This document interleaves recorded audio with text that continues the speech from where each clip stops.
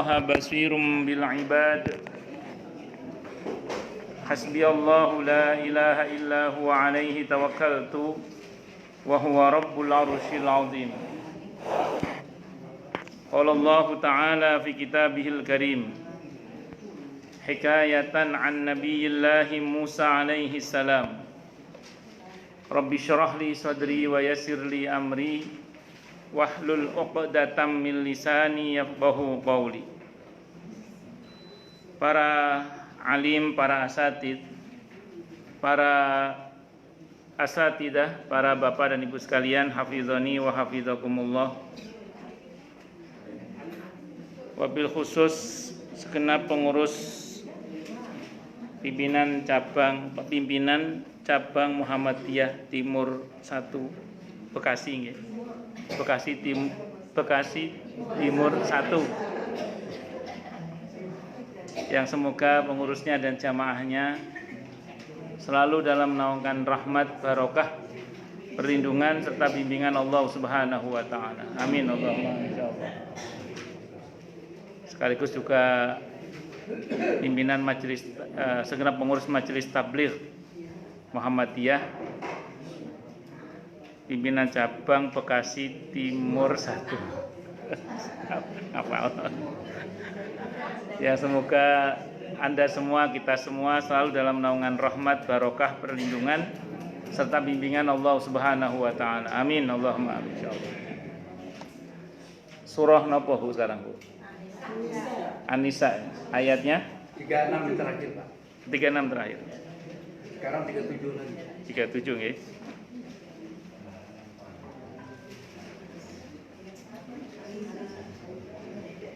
A'udzu billahi samii'il 'aliim minasy syaithaanir rajiim. An-Nisa ayat 37. Alladzina yabkhaluna wa ya'muruna an-nasa bil bukhli wa yaktumuna ma ataahumullahu min fadlihi wa a'tadna lil kafirina 'adzaban muhina. Sababun nuzul ayat ini, Ibnu Abi Hatim meriwayatkan bahwa Sa'id bin Jubair berkata, para ulama Bani Israel dulu sangat kikir untuk mengajarkan ilmu mereka. Oleh diundang ceramah wani piro. Lek diundang ceramah wani piro. Saya mau sampaikan begini. Ini rumus dasar dulu ya. Kan al-ulama warasatul anbiya. Itu hadisnya riwayat Abi Dawud. Jadi para ulama itu adalah pewarisnya para nabi. Al-ulama warasatul anbiya. Jadi para ulama itu adalah pewarisnya para nabi. Nah, karena pewarisnya para nabi itu tidak mewariskan dinar, tidak mewariskan dirham, tapi mewariskan ilmu. Jadi ulama itu harus berilmu. Kalau ada orang, mohon maaf, ilmu agamanya tidak luas, tidak dalam, alias dangkal, mudah keruh, berarti bukan ulama. Terus para ulama itu mewariskan Quran dan Sunnah, Kitabullah wa Sunnatu Rasulillahi Sallallahu Alaihi Wasallam. Maka kalau ulama bicara itu mesti dasarnya ngambil dari Quran maupun asli. Dan itu baik yang Qur'annya ditampakkan, hadisnya ditampakkan, maupun yang Qur'annya atau hadisnya nggak ditampakkan. Karena memang corak ulama itu beda-beda. Ulama-ulama mazhab Hambali itu dikit-dikit qala Rasulullah, qala Allah Ta'ala. Itu mazhab Hambali. Tapi kalau mazhab Syafi'i itu jarang. Tapi bukan nggak ada dalilnya, ada dalilnya juga kalau dibuka. Jadi bukan ulama itu tidak berdalil, tapi kadang kita yang tidak paham cara ulama mengambil dalil. Nah, terus kemudian yang kedua, yang ketiga, para ulama itu, para nabi itu mewariskan ahlu bait Rasulullah Muhammad sallallahu alaihi wasallam. Tentu ahlu bait di sini bukan yang dipahami oleh Syiah ya, yang hanya sebatas pada Sayyiduna Ali bin Abi Thalib radhiyallahu an, Siti Fatimah radhiyallahu anha, terus Sayyidina Hasan dan Sayyidina Husain radhiyallahu anhum. Enggak sebatas itu. Tapi seluruh putri-putri Nabi kita Muhammad sallallahu alaihi wasallam, seluruh para istri Nabi kita Muhammad sallallahu alaihi wasallam. Yang mana kita tahu kita mengambil hadis dari semua mereka, bahkan dari seluruh menantu Nabi kita Muhammad sallallahu alaihi wasallam, termasuk dari Sayyidina Utsman bin Affan radhiyallahu an. Kita ambil dari hadis dari Siti Aisyah radhiyallahu anha, kita ambil hadis dari Ummu Salamah radhiyallahu anha, kita ambil hadis-hadis dari para istri Nabi yang lainnya. Jadi menunjukkan bahwa kita itu terkait ahlu bait Nabi nggak sama dengan ahlu bait yang dipahami oleh orang-orang Syiah. Ya, ini maksudnya ahlu bait. Nah, terus kemudian termasuk yang dikategorikan sebagai hal yang diwariskan oleh para nabi adalah sifat-sifat kenabian. Jadi ulama itu harus mewarisi sifat kenabian. Apa itu? Siddiq, jujur, amanah, bisa dipercaya, tabligh, menyampaikan kebenaran apa adanya dengan sebaik-baiknya. Kemudian yang kelima yaitu fatonah, cerdas, ilmunya luas. Nah, kalau ada orang, mohon maaf ya, digelari dengan gelar-gelar keulamaan misalnya, kok mencela-mencela, isu delay sore tempe misalnya gitu, nggak jelas, suka bohong, suka khianat misalnya, naudzubillah ya, maka saya mohon maaf, itu pasti bukan ulama. Karena kalau ulama yang betul-betul ulama, maksudnya berarti ulama usul lah. Nah, kalau yang betul-betul ulama itu harusnya ulama itu warasatul anbiya, mewarisi sifat kenabian, yaitu siddiq, jujur, amanah, bisa dipercaya, fatona, cerdas, ilmunya luas, dan tabligh, menyampaikan kebenaran apa adanya dengan sebaik-baiknya. Itu harusnya seorang siapa tadi? Ulama. Terus diantara kriteria ulama itu adalah innama yakhsyallaha min ibadihil ulama. Itu surah Fatir ayat 28. Bahwasanya yang takut kepada Allah di antara hamba-hambanya adalah para ulama. Jadi ulama itu memiliki khasyatullah, rasa takut kepada Allah. Dari mana kita tahu dia takut atau tidak takut kepada Allah? Ya kita nggak tahu hatinya, tapi kita tahu dari perkataannya, dari perbuatannya, dari sikapnya, dari tulisannya, dari pemikiran yang dituangkannya. Makanya kalau ada orang yang menuangkan pemikiran-pemikiran yang mencerminkan takut kepada Allah, ya itulah seorang ulama. Tapi kalau dia sifatnya justru menentang, apalagi menantang Allah, berarti ya dia bukan ulama. Itu seperti itu. Kan sekarang ini kan banyak zamannya abu-abuan, abu janda tuh, abu apa mana nggak paham aku. Abu gosok macam-macam. Nah, itu hati-hati ya sekarang. Ya saya ulang sekali lagi. Jadi ulama itu seperti itu. Nah, di antara kriteria ulama kata Ibnu Hajar Al-Asqalani rahimahullah rahmatan wasiatan, beliau mengatakan al-ulama uqaddatun, ulama itu adalah panutan. Siapa ulama yang panutan itu? Nanti baca surah Yasin ayat 21. Surah Yasin ayat berapa? 21. Di situ Allah berfirman, A'udzubillahi samii'il 'aliim minasyaitonir rajim. Ittabi'u man la yas'alukum ajran wa hum muhtadun. Ikutilah orang-orang yang tidak minta upah dalam dakwahnya, karena sungguhnya mereka itulah orang-orang yang mendapatkan petunjuk. Dalam konteks ayat itu para nabi maksudnya. Para nabi itu tidak pernah minta upah dalam dakwahnya. Makanya para nabi itu kalau dakwah bilang apa? In ajriya illa 'alallah. Udah upahku Allah saja. Nah, lanjutannya ya. Tapi para nabi tidak menolak hadiah. Jadi di antara ciri kenabian adalah memakan hadiah. Jadi tidak pernah pasang tarif, tapi kemudian kalau diberi ya diterima. Itu para nabi. Nah, makanya mohon maaf ini sekali lagi mohon maaf. Kalau Anda ngundang UST titik-titik atau kiai titik-titik, terus kemudian yang bersangkutan, oh ya udah nanti ya kalau ngundang saya DP-nya 6 juta ya misalnya. DP-nya 6 juta nanti dibayar cash setelah saya sampai ya 15 juta sisanya misalnya gitu. Ya, ini misalnya. Maka kalau Anda nanya ke saya, apakah itu ustadz? Ya mungkin ustadz. Penceramah? Ya mungkin penceramah. Ulama bukan. Kalau ulama bukan, saya mohon maaf. Kenapa saya katakan bukan ulama? Karena kalau kita merujuk ini bukan ulama kalau kita merujuk pada kriteria surah Yasin ayat 21. Karena para nabi dulu nggak begitu gitu loh. Karena para nabi dulu. Nah, tapi kalau kita ngomong secara muamalah, boleh nggak? Boleh. Kenapa? Karena dia kerja.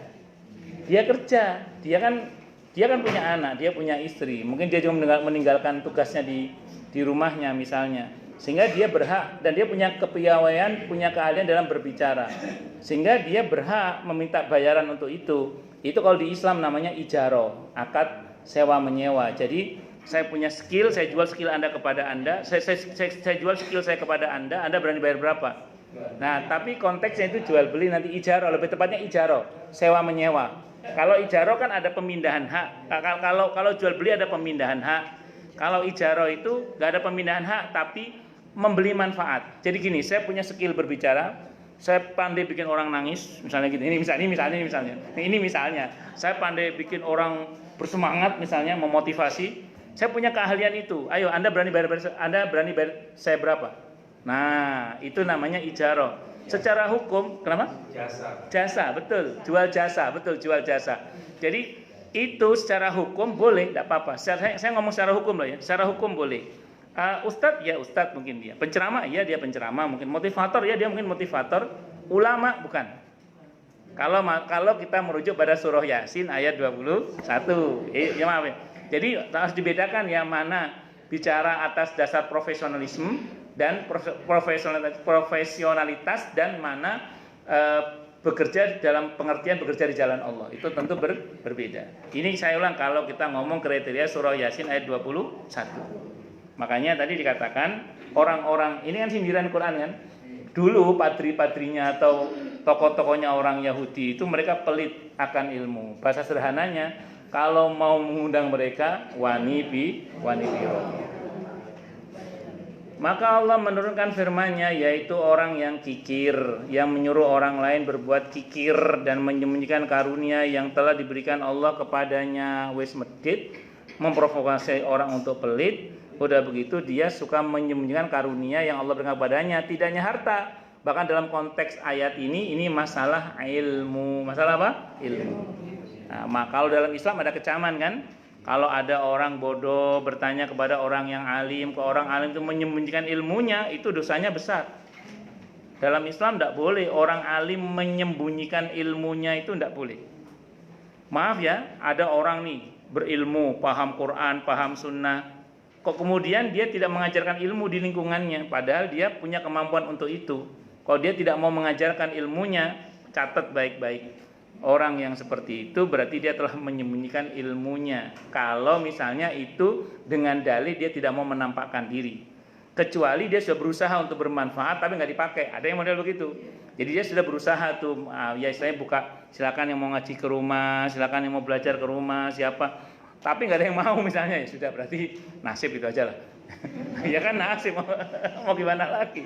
Yang penting dia tidak menutupi ilmunya. Tapi tetap kalau dia bicara sama orang, dia tidak pelit akan ilmunya, diberitahukan itu tidak ada. Karena mengajar itu nggak harus jadi penceramah juga. Mengajar itu tidak harus punya pesantren juga. Mengajar itu tidak harus punya madrasah juga. Tapi yang penting apa? Bermanfaat ilmu kita. Nah yang nggak boleh itu ini satu, menutupi ilmunya itu loh. Karena pelit tadi itu. Pak, ajari saya sholat, berani bayar berapa kamu ajari saya sholat? Berani bayar berapa kamu untuk saya ajari sholat misalnya? Ya tentu yang belajar harus tahu diri juga, ini orang juga sibuk, tentu cari waktu yang senggang misalnya. Tapi membimbing dengan sabar umat ini, itulah pekerjaan orang-orang yang berilmu seharusnya. Tapi ini berlaku hanya untuk ilmu akhirat loh ya. Tapi kalau untuk ilmu duniawi tergantung. Contoh misalnya, jenengan di keluarga punya resep masakan turun-temurun yang itu Anda komersialkan karena Anda ternyata pemilik warung gudeg Jogja merek apa gitu, atau pemilik warung bebek merek apa gitu, atau Anda pemilik sop Mbah Sopo misalnya. Nah itu kan turun-temurun bumbunya dari keluarga. Itu kalau itu masalah duniawi, kalau itu Anda rahasiakan tidak apa-apa. Maaf ya, ini rahasia perusahaan. Nah, itu tidak apa-apa kalau itu. Karena apa? Itu bukan masalah akhirat. Tapi kalau masalah akhirat, masalah wudhu, masalah sholat, masalah keselamatan orang dunia akhirat, itu sepatutnya lah orang jangan pelit. Sampaikan saja. Itu kalau pelit nanti kita dikecam seperti para tokoh-tokoh Yahudi dari kalangan Bani Israel dahulu yang suka menyembunyikan ilmu mereka.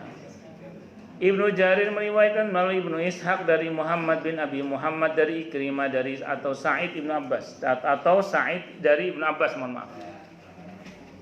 Dari Ibnu Abbas radhiyallahu anhu dia berkata, Kardum bin Zaid sekutu Ka'ab Ibnu Ashraf bersama Usama bin Habib, Nafi bin Abi Nafi', Bahri bin Amr, Huyai bin Akhtab, dan Rifa'ah bin Zaid Ibnu Tabut mendatangi beberapa orang Ansar dan memberi nasihat kepada mereka. Ansar berarti orang Madinah ya. Janganlah kalian sedekahkan harta kalian, karena kami khawatir kalian akan menjadi fakir dengan hilangnya harta itu. Dan jangan terburu-buru kalian menyedekahkannya, karena kalian tidak tahu apa yang akan terjadi. Maka Allah menurunkan ayat ini dan ayat selanjutnya. Jadi orang-orang Yahudi dulu itu sering memprovokasi kaum muslimin agar jangan suka sedekah. Takutnya apa? Miskin. Yang kedua, kalau sedekah jangan segera-segera, lambat-lambat aja. Kan kita nggak tahu besok akan terjadi apa. Ini diantara bisikan setan dalam hati kita ya, ini diantaranya. Ya, kalau kita mau sedekah, aduh pakai hitung-hitungan matematika kita. Aduh ya.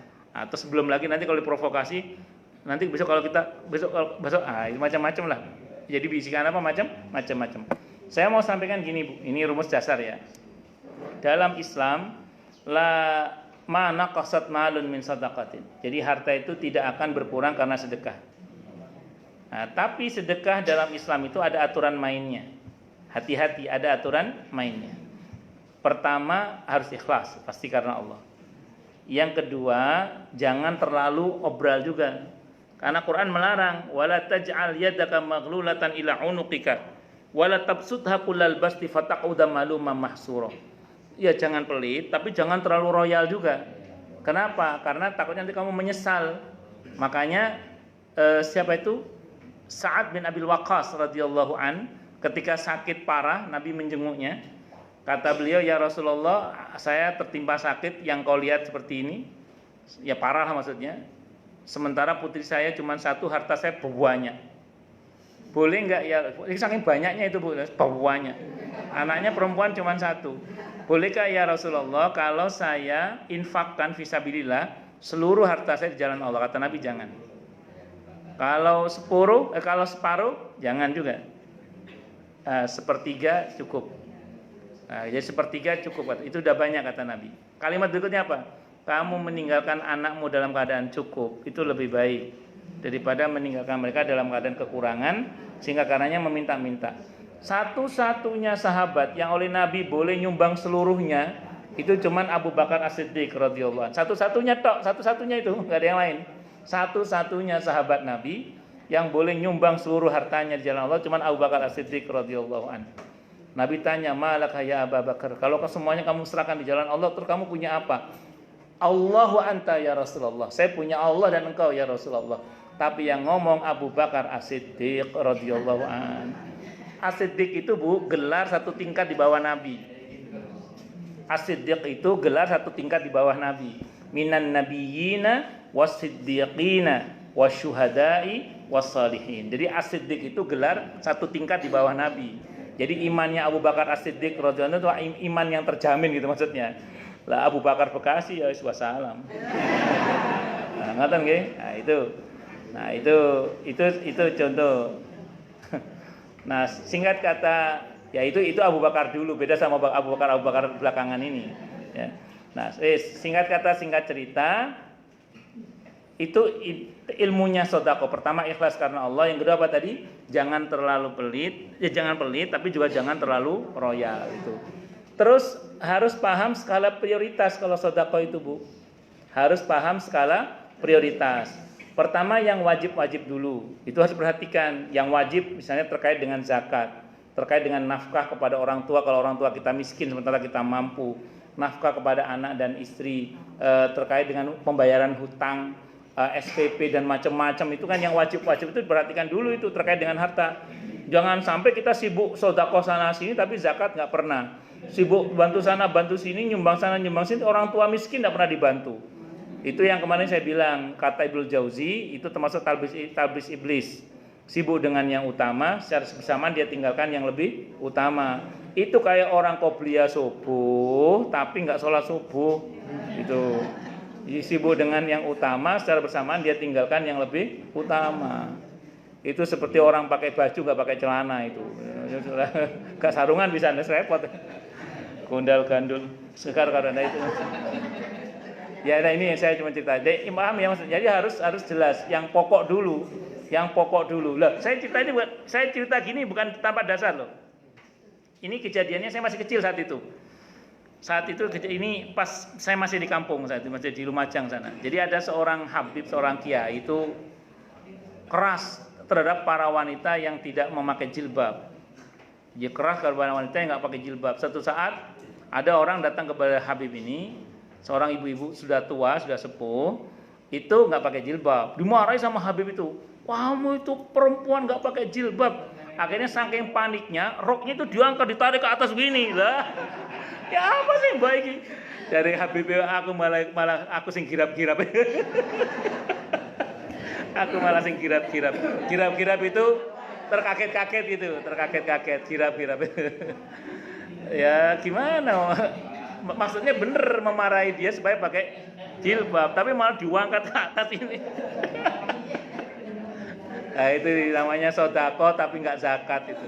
Sibuk nyumbang sana nyumbang sini, orang tua sedih miskin tidak pernah dibantu. Nah, itu diantaranya. Bisa dipahami ya?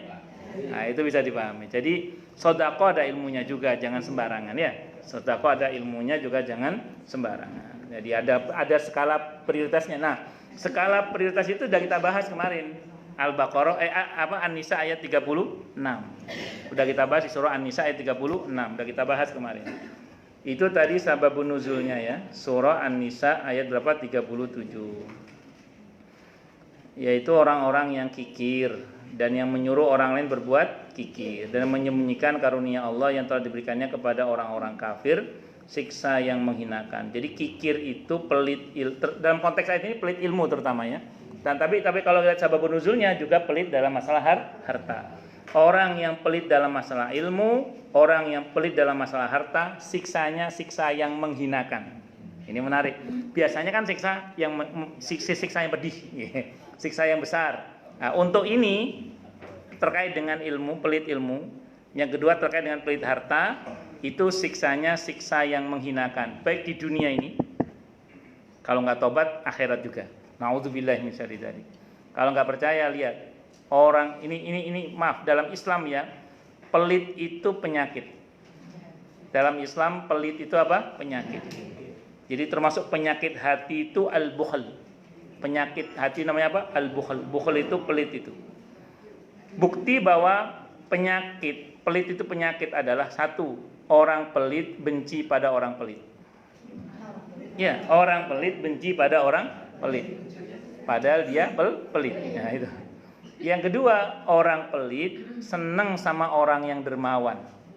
Tapi dia nggak mau dermawan, tetap pelit dia. Itu orang, makanya saya ulang, pelit itu apa? Penyakit. Nah, sekarang ukuran pelit itu di mana? Ukuran pelit itu. Kalau dalam ilmu agama tadi saya terangkan lah ya, diantaranya tadi wanipiro. Itu contoh pelit dalam masalah ilmu agama. Tapi kalau dalam konteks pelit dalam masalah harta itu gimana ukurannya? Saya sering sampaikan di banyak tempat gini. Pelit dalam masalah harta itu ukurannya bukan soal mau atau tidak mau memberi pengemis. Bukan soal mau atau tidak mau memberi pengamen. Misalnya ada orang ngemis, teman kita nggak mau ngasih, pelit kamu nggak pernah ngasih. Bukan itu ukurannya. Ukuran pelit atau tidak pelit bukan memberi atau tidak memberi pengamen. Bukan memberi atau tidak memberi pengemis, bukan itu ukurannya. Ukurannya adalah yang pertama, bagaimana terkait dengan hak-hak hartanya, terpenuhi nggak? Zakatnya jalan nggak? Bagaimana kalau dia seorang suami, kalau dia mampu tentunya nafkahnya kepada istri bagaimana? Bagaimana kalau dia anak ke orang tuanya, bagaimana nafkahnya anak pada orang tua, jalan lancar nggak nih? Jangan sampai tadi bantu sana, bantu sini, nyumbang sana, nyumbang sini, sementara kepada orang tuanya dia pelit pakai dal. Ya, saya berani ngomong gini Bu, bukan berarti tidak ada contohnya. Masih belum saya hapus WA-nya di WA saya. Konsultasi, ada seorang istri konsultasi. Suaminya itu kalau nyumbang anak yatim rajin. Nyumbang anak yatim rajin. Tapi ibunya di kampung miskin hampir tidak pernah diberi uang lah. Bukan tidak pernah, hampir tidak pernah. Sama ibunya dia pelit sama ibunya. Sama kakak kandungnya yang miskin yang tidak punya suami, dia juga pelit. Padahal kepada saudara kandung itu masuk dalam prioritas kan? Itu seperti itu. Itu makanya terus kemudian dalam hal ini, saya ulang sekali lagi, dalam hal ini yang bersangkutan saya bilang telah terkena talbis iblis, tipu daya apa? Iblis. Nah, bisa dimengerti ya, Bu ya? Nah, ini diantaranya. Allah. Jadi ukuran yang pertama yang wajib-wajib. Yang kedua yang sunnah-sunnah. Yang wajib termasuk utang ya. Gimana utangnya? Lancar gak bayar utangnya? Terus berikutnya apa lagi? Bagaimana terkait dengan gaji karyawannya, lancar nggak gaji karyawannya? Nah, itu kan kewajiban-kewajiban semua itu. Ya, jangan sampai terus kemudian karyawan ditunda penggajian sampai 3 bulan. Memang sekali gajian besar tapi utangnya sakeh. Saya masih ingat dulu, saya dulu jadi guru honorer di Surabaya. Suatu saat diuji saya oleh Allah punya kepala sekolah sing 12. Kepala sekolah ini 12. 3 bulan nggak digaji saya. Tapi saya bersyukur pada Allah, saya nggak nuntut sama sekali. Dan hati saya lepas saja, saya tetap ngajar dengan semangat. Kenapa? Urusan saya bukan sama kepala sekolah. Urusan saya sama Allah, kan ngajar kan sama. Tapi ini kan dolim. Dolim nggak bener ini, dolim. Akhirnya, ya dikasih juga sih akhirnya setelah 3 bulan. Ya tahu sendiri kan, alhamdulillah sih saya utangnya nggak banyak, alhamdulillah. Cuman maksud saya kalau untuk ukuran orang kebanyakan kan sebagian kan sekali gajian mungkin besar, tapi utangnya kan akeh. Lah ngutang rak bondo rai kan isin gitu lah Pak. Maka kan kasihan beberapa tenaga honorer itu. Beberapa tenaga honorer itu. Itu seperti itu. Sampai mana kemarin? Kewajiban. Yang kedua terkait dengan yang sunnah-sunnah. Kalau mau ngukur, kalau yang wajib beres, alhamdulillah. Berarti berikutnya yang sunnah-sunnah. Gimana yang sunnah-sunnah? Sedekahnya, hadiahnya, hibahnya. Itu gimana? Berjalan lancar apa enggak itu? Artinya gini, jangan sampai beli tas mahal ada, tapi untuk musola tidak ada, untuk masjid tidak ada. Jangan sampai beli burung yang harganya ratusan ribu, sebagian jutaan ada. Yang hobinya burung bapak-bapak, burung beneran Bu, burung beneran. Kalau beli burung ada, masa untuk anak yatim tidak ada, untuk fuqara masakin tidak ada. Beli HP mahal ada. Masa untuk masjid musola nggak ada, fuqara masakin anak yatim nggak ada, untuk saudara nggak ada. Jadi Islam nggak ngelarang Bu beli sesuatu yang kita suka, yang kita mau, asal halal dan bukan sesuatu yang haram, silahkan nggak apa-apa. Tapi jangan lupa kalau untuk kesenangan kita ada, maka untuk fisabilillah juga harus ada mestinya gitu loh. Jangan sampai ngundang kecemburuan Allah. Saya ada jamaah di Galaksi beli burung. Jalak Bali saat beberapa tahun yang lalu, 10 tahun yang lalu kira-kira itu. Ya itu harganya saat itu. Satunya itu 9 juta. 9 juta satunya. Dua ekor dimakan kucing. Naudzubillah min syarri dzalik. 2 ekor dimakan kucing. Naudzubillah min syarri dzalik. Ya kan burung itu ada waktunya dijemur itu loh. Ya, seleot gimana ceritanya dimakan kucing, 9 juta boleh aku sih. Tapi dia orang kaya sih ya, jadi mungkin nggak terlalu ngaruh juga. Tapi kan sayang kalau 8 juta hanya untuk beli burung, sementara nggak pernah nyumbang musola. Kalau nggak pernah nyumbang musola tapi orangnya sih insyaallah rajin nyumbang lah insyaallah kalau orangnya. Rajin nyumbang orangnya, alhamdulillah. Jadi nggak apa-apa lah dia. Allahu Akbar. Ini ya ukurannya itu Bu ya. Jadi kalau ibu-ibu, bapak-bapak juga zakatnya beres, nafkahnya beres, gaji karyawannya beres, bayar utangnya juga lancar. Kemudian untuk yang sunnah-sunnah juga diperhatikan, insya Allah kita tidak termasuk orang-orang yang kikir insya Allah. Nah, karena kalau orang kikir itu sebenarnya orang yang dikuasai oleh dunia, orang yang dikuasai oleh harta. Maka ini catatan penting ya. Enggak jadi masalah seorang muslim tinggal di dunia ini. Keberadaan seorang muslim di dunia itu tidak masalah. Yang menjadi masalah adalah kalau dunia berada di hati seorang muslim. Itu yang bahaya. Saya ulang ya. Tidak masalah keberadaan seorang muslim di dunia ini. Yang menjadi masalah adalah kalau dunia berada di hati seorang muslim. Misalnya apa itu? Ya, contoh, ingin mau ngeluarin zakat berat. Karena di sini ada kecintaan terhadap uang. Aduh, uang banyak banget, capek-capek kerja masa saya keluarin. Nah, itu namanya dunia. Berarti dia sudah bukan menguasai dunia, tapi dikuasai oleh dunia. Makanya kata Sayyidina Umar bin Khattab radhiyallahu anhu beliau mengatakan, genggamlah dunia itu di tanganmu. Jangan biarkan dia menguasai hatimu. perahu sampan yang kecil itu, Pak. Perahu sampan yang kecil di tengah lautan yang luas sekalipun tidak jadi soal selama air lautnya tidak masuk ke dalam sampan tersebut. Tapi kalau sudah masuk air ke dalam sampan tersebut, jangankan sampan, kapal yang besar sekalipun bisa karam. Nah, jadi makanya bagi seorang muslim sesungguhnya tidak jadi masalah dia berada di dunia ini. Yang menjadi masalah adalah kalau dunia berada di dalam hati seorang muslim tersebut. Terus catatan penting, konsep zuhud dalam Islam itu kan tadi menguasai dengan konsep zuhud. Konsep zuhud dalam Islam itu bukan antitesa terhadap dunia. Jadi konsep zuhud dalam Islam itu bukan antitesa terhadap dunia, bukan. Konsep zuhud dalam Islam itu adalah bagaimana kita menguasai dunia dan bukan dikuasai oleh dunia. Makanya konsep zuhud dalam Islam itu bukan berarti terus kita antitesa terhadap dunia. Karena ketika kita antitesa terhadap dunia, Allah ingatkan kita kan, kata Qur'annya wala tansa nasibaka minad dunya. Jangan lupakan bagian kamu dari dunia ini. Dan tolong catat baik-baik, ad-dunya mazra'atul akhirah. Dunia ini adalah tempat bercocok tanamnya kita untuk kita panen nanti di akhirat. Karena memang tidak ada perjalanan menuju ke akhirat kecuali melalui dunia ini. Saya ulang ya, tidak ada perjalanan menuju ke akhirat kecuali melalui dunia ini. Makanya konsep zuhud dalam Islam bukan antitesa terhadap dunia. Saya ulang, bukan antitesa terhadap apa? Dunia. Karena saya ulang, tidak ada perjalanan menuju ke akhirat kecuali melalui dunia ini. Maka silahkan seorang muslim berharta dengan harta yang banyak, tapi bukan kekayaan tujuannya. Tapi bagaimana dengan kaya itu dia semakin dekat dengan Allah. Bisa dipahami? Silakan punya jabatan yang tinggi, yang kuat dan luas, tapi bukan kekuasaan tujuannya. Tapi bagaimana dengan jabatan itu dia semakin dekat dengan Allah. Jadi jangan sepelekan dunia, tapi jangan juga jadikannya sebagai tujuan. Menyepelekan dunia itu jangan. Kenapa? Karena tidak ada perjalanan menuju ke akhirat kecuali melalui dunia ini. Tapi jangan menjadikannya tujuan, karena kita bisa tertipu kita, kan seperti itu. Itu saya kira yang bisa saya sampaikan terkait dengan ayat ini di surah An-Nisa ayat 37.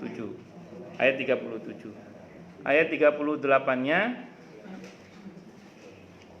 walladzina yunfiquna amwalahum ria'an nasi wa la yu'minuna billahi wa la bil yaumil akhir wa may yakuni syaitanu lahu qarinan fasa'a qarina. Walladzina, dan orang-orang yang mereka yunfiquna menafkahkan atau mendistribusikan amwalahum harta mereka ria'an nas, karena riya, ingin dilihat oleh manusia. Wala yu'minu billah, dan mereka tidak beriman kepada Allah, wala bil yaumil akhir, dan tidak pula beriman kepada hari akhir. Wa may yakuni syaitanu lahu qarinan fasa'a qarina, dan siapapun yang menjadikan setan itu teman baginya, maka ketahuilah bahwa setan itu adalah seburuk-buruknya teman. Jadi di antara ciri, ini masih melanjutkan ayat berikutnya sebenarnya, ayat berikutnya, yaitu tentang kebiasaan orang-orang tadi, orang-orang Yahudi, tokoh-tokohnya yang pelit tadi itu. Terus kalaupun berbaginya karena ingin dipuji oleh manusia. Karena dasarnya mereka nggak beriman kepada Allah dan hari akhir. Maksudnya apa? Kalau kita ini beriman kepada Allah dan hari akhir, mestinya kita sibukkan penilaian Allah atau penilaian makhluk. Nah, sekarang saya mau tanya, saya misalnya, saya ini kan, mudah-mudahan kita semua termasuk mukmin sejati ya, amin insyaallah ya, mukmin sejati, amin Allahumma amin insyaallah. Nah, dalam hati kita ada iman. Kalau kita punya iman dan kita mengimani hari akhir, kehidupan hari akhir, kira-kira kita akan fokus pada penilaian makhluk atau penilaian Allah? Kalau penilaian makhluk, otomatis kita nggak dapat penilaian dari Allah. Buat apa? Sementara kita tidak hanya hidup di dunia, kita butuh nanti hidup di akhirat. Makanya kita mesti karena Allah. Itulah cara berpikir. Itu cara berpikir orang beriman itu begitu. Nah, makanya ketika kita berbuat kok tidak karena Allah, ya rugi pastinya. Karena akhiratnya kita nggak dapat apa-apa. Yang kalau bahasa Qur'annya seperti setitik debu di atas batu hitam di waktu gelap, terus diterpa oleh angin yang lenyap, kan seperti itu. Ini contoh lah, misalnya saya ngajar begini ini, saya berharap Anda puji. Emang Anda bisa ngasih apa ke saya kalau Anda muji saya? Misalnya paling mentok begitu doang. Ya kan gitu, artinya gini, maksud saya keuntungan saya apa terus kalau saya ceramah bagus, berapa Anda puji terus Anda bayarin listrik saya apa? Apa Anda terus mau bayar SPP anak-anak saya apa? Enggak kan? Artinya gini, maksudnya gini, makhluk kalaupun saya dapat keuntungan secara materi itu nggak sebanding dengan keuntungan akhirat gitu loh maksud saya. Makanya orang beriman tuh mikirnya akhirat ya, sehingga orang yang beriman dengan baik dan benar, dia akan lebih sibuk berpikir akan penilaian Allah daripada penilaian makhluk manusia. Sehingga akan ada nasihat yang mengatakan sibuk dengan penilaian makhluk akan menjadikan kita akan memperburuk hubungan kita dengan Allah. Akan memperburuk hubungan kita dengan siapa? Allah. Itu seperti itu. Dan itu semua kerjaan setan.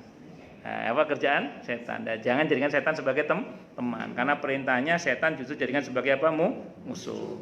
Saya kira ini bisa saya sampaikan, semoga bermanfaat. Sampai jam 8 soalnya. Monggo silakan yang mau tanya, protes, marah boleh. Silakan. Mas ya, monggo. Siapa dulu, Pak? Tanggal 2 Maret 2020 yang hari Senin yang lalu, saya mendengar itu ceramah agama di TV One. Itu Ustaz baru membuka perkataan itu, Assalamualaikum warahmatullahi wabarakatuh Nusantara. Langsung beliau banyak. Saya agak heran juga itu, apa maksudnya Nusantara itu? Dan secara agama hukum. Baik. Saya makan dulu ya. Jadi jawabannya gini. Pertama, saya nggak tahu konteksnya, Pak ya. Saya nggak tahu konteksnya orang itu ngomong itu apa. Tapi mungkin ini bagian dari proyek aja lah. Jadi nggak usah terlalu diributkan. Intinya ini proyek. Ya kita nggak usah ikut-ikutan. Ya nggak tahu proyek apa, saya nggak tahu. Jadi nggak usah ikut-ikutan. Terus yang pasti dalam pandangan agama, ya salam yang paling bagus kan salamnya Rasulullah Muhammad SAW. Dan Nabi mengajarkan salam itu bagaimana? Assalamualaikum warahmatullahi wabarakatuh. Bentuk salam-salam yang lain itu menurut saya, sebenarnya yang saya pahami, itu tidak ada yang sebagus salamnya Rasulullah Muhammad SAW. Selamat pagi misalnya, ya kita cuma pagi saja selamat sore. Walaupun silakan aja Anda secara muamalah ngomong selamat pagi selamat sore secara muamalah ya. Tapi kalau diadu dengan salamnya Rasulullah nggak ada bandingannya, Pak. Apalagi salam apa gitu lah, apa. Jadi saya tidak paham konteksnya, Pak. Tapi yang pasti ya, penambahan itu menurut saya mungkin karena ada proyek barangkali. Saya nggak tahu ya, barangkali ya. Wallahu alam bishawab. Ya, Ibu tadi silakan Ibu. Siapa tadi Bu yang nanya? Siapa tadi yang nanya Ibu? Nggak ada? Jelas semua? Atau tidak jelas semua? Saya tanyakan. Wow. Di surat Al-Duha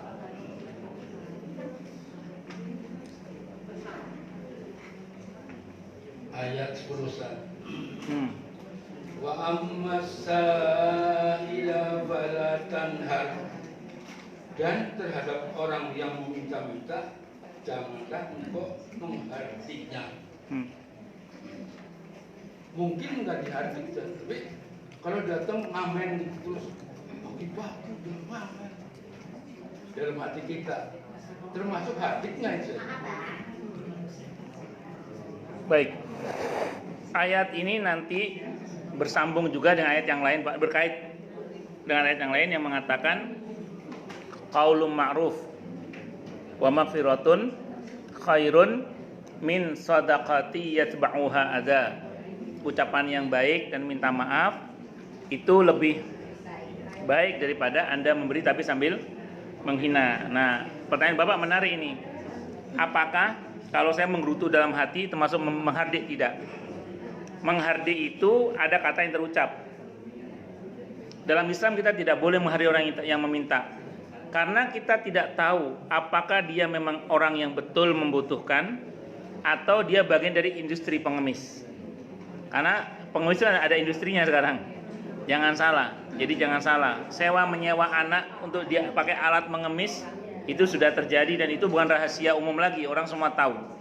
Terus kemudian kita tahu beberapa kasus di mana cacat cacat buatan itu kan, cacat-cacat buatan dengan berbagai macam acting itu juga dilakukan. Dan karenanya kemudian saya ulang sekali lagi, di pada semua pilihannya itu, catatan pentingnya di pada semua pilihannya itu satu perintah Quran, yaitu jangan dibentak. Kalau Anda mau beri, beri. Kalau Anda tidak beri, tadi ayatnya, maka berkata maaf ya dan baik itu lebih baik daripada kemudian kita memberi tapi sambil menghina. Cuman saran saya, kalau Anda tidak memberi, itu sepatutnya dalam hati berkata begini. Kalau saya ya Allah maaf saya nggak kasih dia karena bagi saya dia nggak jelas nih. Saya mau kasih yang jelas-jelas saja lah. Ya itu gitu. Daripada saya bantu dia, saya pakai itu kalau Anda nggak mau ngasih. Tapi kalau Anda mau kasih aja nggak apa-apa. Saya kira itu Bang ya. Allah alam. Okay. Jadi gerutuan dalam hati tidak termasuk menghardi dalam ayat ini, tidak termasuk insyaallah. Monggo silakan. Monggo Pak.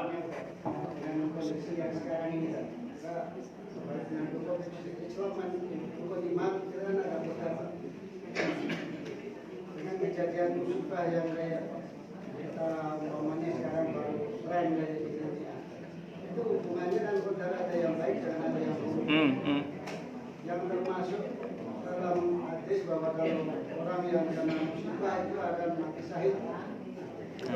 Musibah yang kayak apa? Apakah musibah yang secara pribadi atau musibah yang secara umum? Masih Pak. Baik.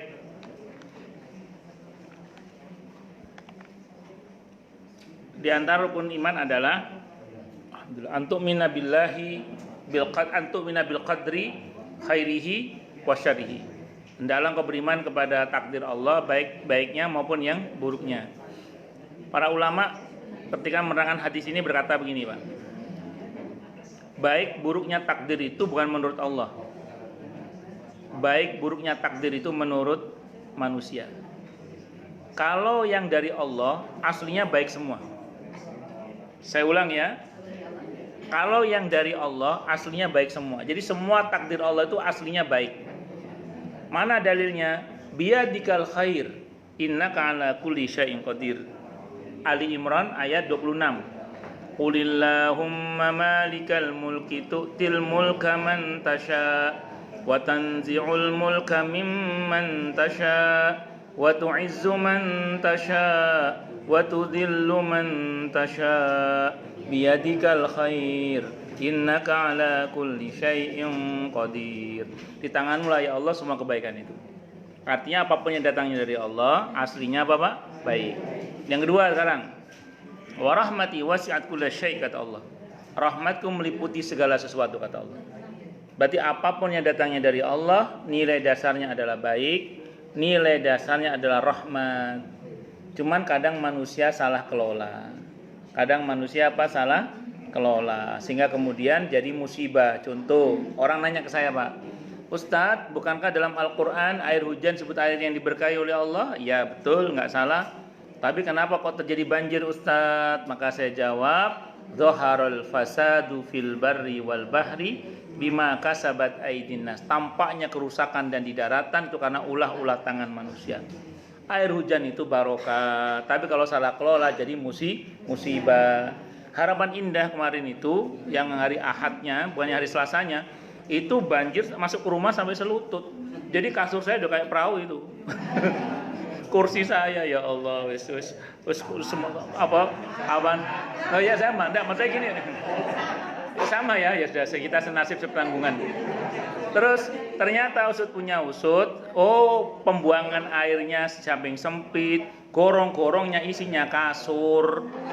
Bukan cuma sampah plastik, gorong-gorong Harapan Indah itu loh isinya kasur. Gimana coba? Ya apa? Kapan ngisi ini kasur itu? Isi sampah ciri-ciri oke lah sewajarnya. Kasur di kono yo parare. Jadi kali itu terjadi pendangkalan yang luar biasa ekstrimnya. Kenapa? Karena bagi orang kita kali itu seperti tempat sampah gitu loh. Nauzubillahi min syarri dzalik.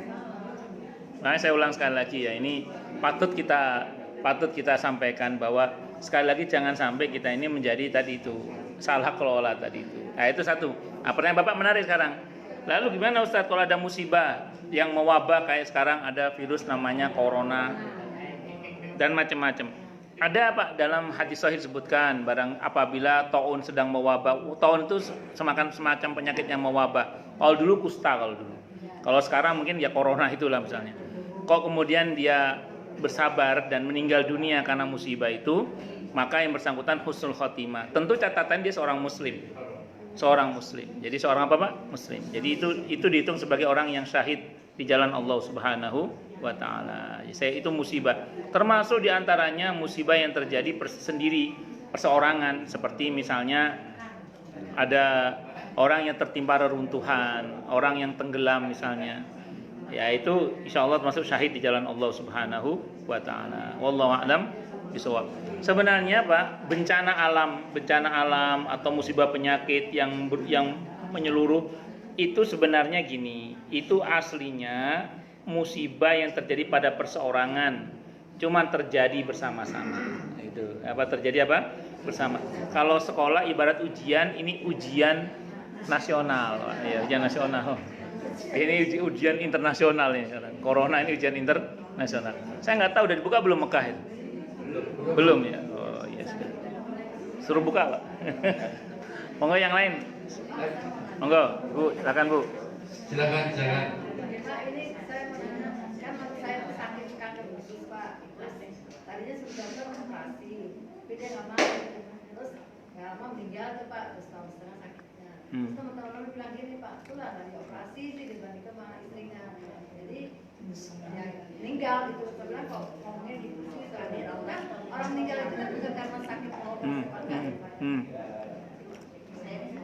Udah, baik.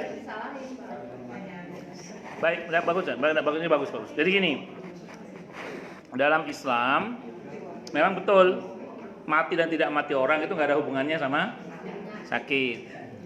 Nah, kalau ada kejadian yang terjadi kan dilarang kita oleh Nabi mengatakan, andaikan kan nggak boleh kita ngomong gitu sama Nabi. Nah, suruh ngomong apa? Qaddarallah. Ya, mati itu takdir Allah. Wa masya fa'al, dan apa yang Allah kehendaki pasti terjadi. Saya sudah berusaha tapi beliau tidak mau, akhirnya meninggal. Ya sudah, ini takdir Allah, mau gimana lagi. Nah, jadi yang menyalahkan itu yang salah, yang menyalahkan ibu itu yang salah itu. Ya, saya kira itu Allah alam. Baik, silakan yang lain. Satu lagi saya. Mau Pak? Tadi saya bilang memberikan beda-beda. Saya punya tetangga di kampung, usaha itu. Kalau ada orang mau dia minta sumbangan, wah dia pasti besar-besar. Ini ada orang dari yang lain nggak dikasih, bisa? Kenapa? Wah itu orang Pak, bukan orang kita. Orangnya agamanya kan pernah gimana tuh? Jadi kalau yang minta dari ormasnya gitu ya, dikasih banyak. Ngomong dari ormasnya, padahal dalam Islam itu jangankan beda ormas, beda agama saja kita patut berbagi. Jadi kalau babnya muamalah, berbagi itu ukurannya bukan soal ormasnya sama atau tidak, tapi apakah kita ini bahkan yang beda agama sekalipun kita bisa berbagi. Makanya kalau itu terjadi karena membedakan terkait dengan konsep yang dasarnya tadi muamal tidak membedakan agama, bahkan yang penting manusia, maka tentu salah. Kecuali Pak dia punya visi misi ke depan. Contoh, ini contoh. Ini contoh, mohon maaf ya.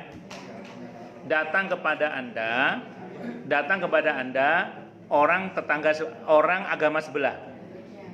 Saya ngomong agama sebelah. Minta sumbangan kepada Anda misalnya ya, untuk misi-misi agama dia. Ya tentu kita tidak bisa bantu. Kenapa? Karena ini terkait dengan misi agamanya. Tapi kalau untuk misi kemanusiaan tidak ada masalah. Misalnya ada musibah di belahan negeri mana banyak penduduknya bukan muslim. Ya udah kita bantu aja, merem aja kita bantu. Kenapa? Karena mereka kita bantu manusianya. Tapi kalau mohon maaf misi-misi agamanya itu tunggu dulu. Nah, karena contoh gini. Pernah ada jamaah saya itu di Bekasi. Beliau ini kan mengampu orang-orang cacat. Suatu saat ada satu komunitas dari kalangan agama tertentu mau ke situ. Saya tanya, ada misi agama nggak? Nggak ada Pak Ustadz, nggak ada. Dia nggak ngasih syarat apa-apa. Dia cuman bantu aja. Ya sudah nggak apa-apa. Saya terima saja nggak apa-apa. Ternyata memang nggak ada apa-apa. Tapi berikutnya ada agama yang lain lagi datang ke situ mau bantu juga. Tapi ini ada syarat. Di dalam syarat itu ada misi-misi agamanya. Nah ini yang kita tolak seperti itu. Kenapa? Karena sudah menyangkut keyakinan. Nah ini nggak boleh. Tapi kalau hubungannya hanya murni muamalah, nggak ada masalah. Jangankan beda ormas, beda agama pun nggak ada masalah. Saya kira itu Pak ya. Wallahu alam. Bisa. Ya mungkin dia tadi Pak punya kepentingan tadi itu mungkin. Oke. Cukup dulu. Masih ada satu lagi, silakan. Satu lagi monggo kalau ada. Monggo Bu, monggo. Oh, ya. Saya pernah mendengar Pak, ada seseorang katanya kalau orang bahil itu dibenci Allah dan dibenci oleh manusia. Betul. Itu hadis apa? Hadis. Ya, orang yang pelit itu dekat dengan Allah. Orang yang dermawan itu dekat dengan Allah, dekat dengan surga dan dekat dengan manusia. Sementara kalau orang yang pelit itu jauh dari Allah, jauh dari surga, dekat dengan jauh dari manusia, dekat dengan neraka. Nah, jadi jauh dari Allah, jauh dari manusia, jauh dari surga juga dan dekat dengan neraka. Itu orang yang pelit. Itu ada dalam hadis itu ya. Au kama qal. Cukup dulu? Baik, kita tutup dengan hamdalah. Alhamdulillahirabbil alamin. Semoga kajian kita bisa bermanfaat.